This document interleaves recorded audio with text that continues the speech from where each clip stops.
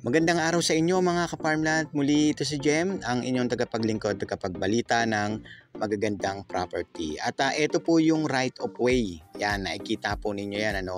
Yung lapad po niyan ay nasa 3 meters. So pasok ang inyong mga sasakyan dito. At sa paligid naman nito mga ka-farmland, marami rin pong mga nakatanim na fruit-bearing trees. Pati na rin po meron din po ditong palayan. So mamaya makikita po ninyo yun.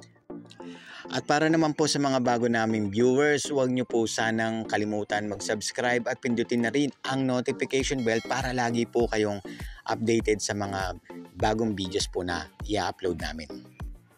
Eto mga ka-farmlet, yung sinasabi ko sa inyong palayan. Ang area po na ito may palayan, tapos marami rin po mga fruit-bearing trees. No? So unahin na po natin kung ano ba yung mga nakatanim dito. Yan, unang-una, meron pong palayan kayo na pwede nyong pagkuhanan ng bigas po ninyo kung personal use lang naman po. Pwede rin po, or pwede rin naman kayo magbenta sa merkado. Then, meron din nyog dito. Yan, yung mga puno ng nyog, pati na rin po mga saging. So, pwede rin po ninyong ibenta po yan. Tapos naman mga ka-farmland, yung itsura po ng lupa ay nakikita nyo naman ay talagang halos 100% na flat yung area dito.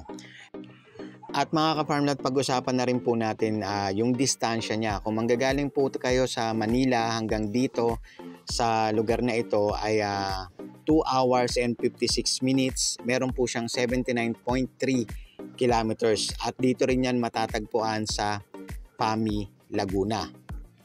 Kaya naman shout out po sa mga OFW nating mga kababayan, yung mga businessman po natin dyan, mga investors. Kung gusto po ninyo ng ganitong klaseng lupa, ayun po, kontakin nyo lamang po ako sa aking Viber o kaya naman sa Messenger.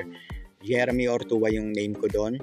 Then ang profile ko naman is naka side view sa Mayon Volcano. So yan. Then meron din kami mga number na pwede nyo kaming kontakin. At ang maganda dito mga ka-farmland, ito yung source ng tubig ninyo. So wala po kayong problemahin dyan pagdating sa pagdidilig po sa inyong mga pananim, lalo na po sa palayan po. No? So gagawa lang po kayo ng, bili lang kayo ng mga motor para at least masupplyan na po ng tubig. Libre po yan mga ka-farmland. Then dito sa area na ito, meron din pong linya ng kuryente, linya ng tubig. Yun po. Then may signal din po, maayos po ang signal natin dito. Kung gusto niyo rin naman magpakabit din ng internet connection, meron din po sa lugar po na ito. And of course, malamig po ang simoy ng hangin at masarap po, sariwa po itong hangin na malalanghap natin sa lugar na ito mga ka-farmland.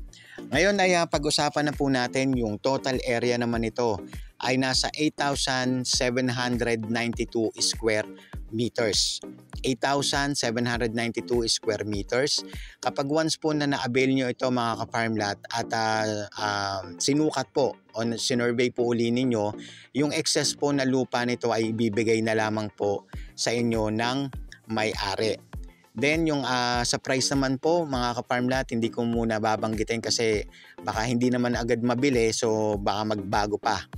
At yun nga po, yung tanim nga dito, yung palayan, nyog, saging, tapos yung right of way naman dito is 3 meters po yung lapad mga ka-farmland. Then yung matatagpuan nga ito sa Pami, Laguna. Distansya niya ay 79.3 kilometers, 2 hours and 56 minutes mga ka-farmland. Ayan mga ka-farmlet, yung source ng tubig po ninyo, napakaganda po dito. So ano pang inaantay ninyo? Tumawag lamang po kayo sa mga numerong naka-flash dyan sa inyong mga screen at mag-set na rin po tayo ng tripping. At yun po mga ka-farmlet, maraming salamat sa inyo. Sana lagi kayong nasa mabuting kalagayan. Have a nice day po mga ka-farmlet.